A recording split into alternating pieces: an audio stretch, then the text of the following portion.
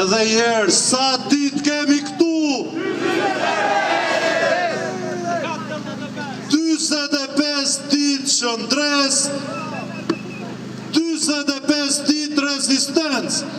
Arritjet e kësaj proteste, kësaj rezistence, kësaj shëndrese për 45 ditë janë të jashtëzakonshme. Gati të pa imagjinueshme do të thoja deri në ditën që kjo protest nisi. Kjo protest ka denoncuar fuqishëm korrupsionin e kësaj qeverie. Dalja masive e rinis, e qytetarve, pa ndalim, çdo ditë e kam plakur këtë qeveri të korruptuar si kur më parë.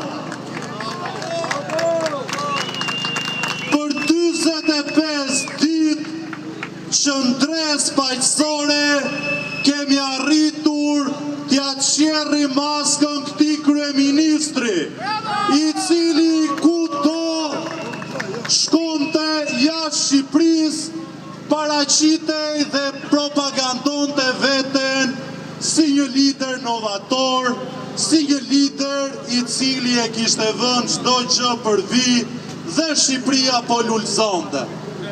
Por për 45 ditë ne i treguam Europës dhe jo vetëm se ky nuk është një lider inovator, por Edi Rama thjesht është një Lukashenko i dytë.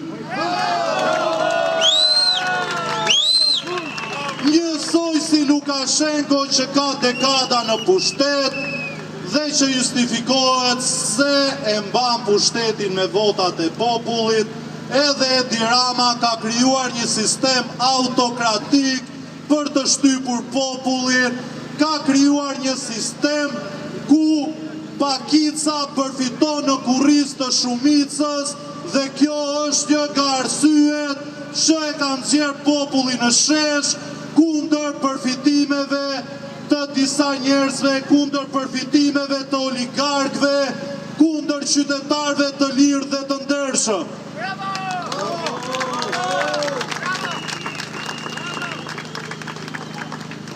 Kjo rini kaq kreative për 45 ditë ka nxjerrë në pa fytyrën e vërtet të këtij pushteti. Njësoj si Ramiz Alia në 90-91, edhe ky pushtet po na akuzon se pas qytetarëve të lirë dhe të ndershëm që mblidhen çdo ditë për të protestuar kundër arrogancës qeveritare, qëndrojnë forca të errta.